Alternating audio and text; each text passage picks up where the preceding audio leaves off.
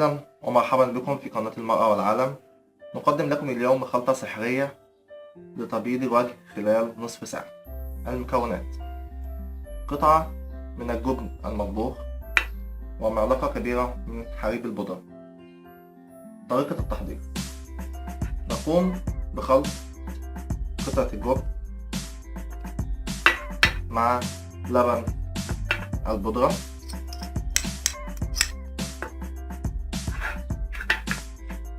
حتى نحصل على خليط لين وطري.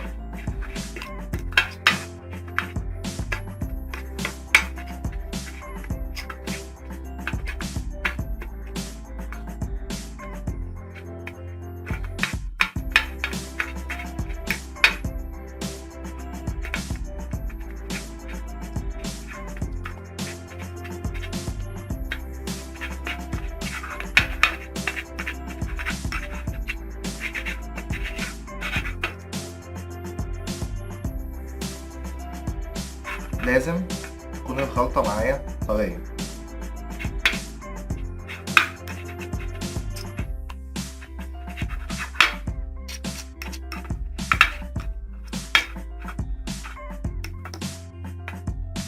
تمام كده. نقوم بوضع الخلطة على البشرة بعد تنظيفها جيدا مباشرة بالطريقة دي لمدة نصف ساعة.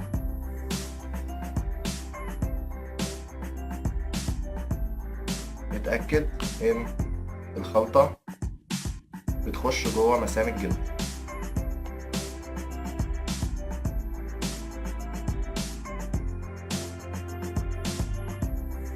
نسيب الخليط على الإيد لمدة نص ساعة، وبعد كده هنغسله بالمية السخنة وبعد كده البلد. جربي الخلطة وقولنا ايه رأيك. ما تنسيش تشتركي في القناة حتى يصلك كل جديد.